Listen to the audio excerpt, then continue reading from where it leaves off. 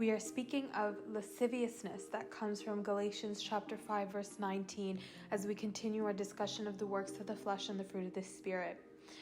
So we defined lasciviousness to be a generalized excess, an absence of restraint, indecency, wantonness, a lack of care. And Jesus in the book of Mark describes this as something that can take you from salvation, separates you.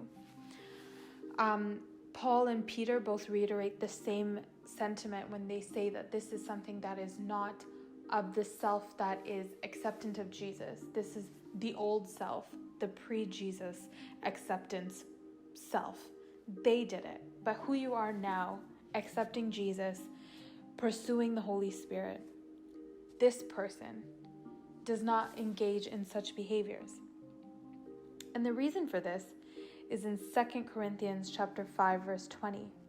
So we are Christ's ambassadors. God makes his appeal, as it were, through us. I think that this is something you and I have to remember, that we are his ambassadors. You are a representation of Christ.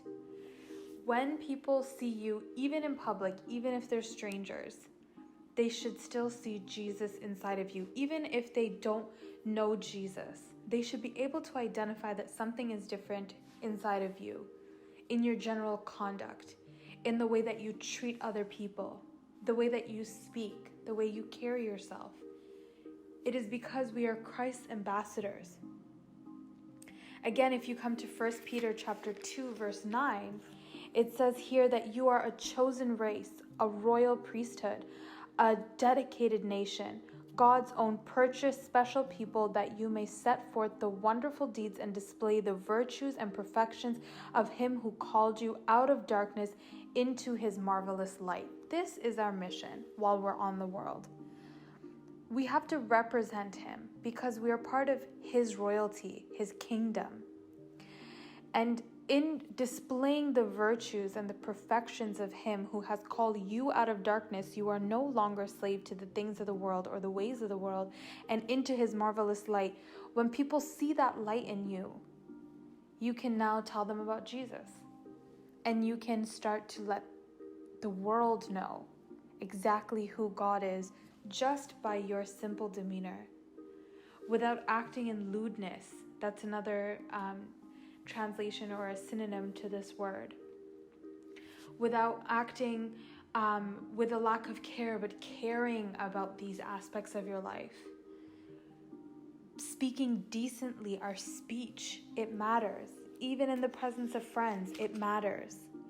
If you come to the book of 1 Corinthians chapter 6, verse 19, it says, do you not know that your body is the temple, the very sanctuary of the Holy Spirit who lives within you, whom you have received as a gift from God?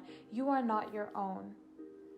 You were bought with a price, purchased with a preciousness, and paid for, made his own. So then honor God and bring glory to him in your body. I think this, again, is another one of those points that we have to really internalize and act according to. The reason that almost every single one of our sessions ends with the fact that we need to pursue the Holy Spirit to overcome and ask the Holy Spirit to help us overcome these works is because we have received the Holy Spirit as a gift. You and I can't try to overcome behaviors of lasciviousness or idolatry or witchcraft or hatred or strife or anything that we've discussed without the help of the Holy Spirit. And do you not know that your body is the very temple, the sanctuary of the Holy Spirit? When we started this series, we spoke of the fact that one person cannot simultaneously have both the works of the flesh and the fruit of the Spirit within them. And the reason for that is because now we are the sanctuary of the Holy Spirit. And wherever the Holy Spirit is, the works of the flesh cannot exist. So every day, we need to go to the Holy Spirit and ask him to renew our hearts, renew our minds, renew our thoughts. So we become more and more like Jesus. We become imitators of Christ. So I urge you once again to pursue the Holy Spirit with vigor so that you and I can become more like him.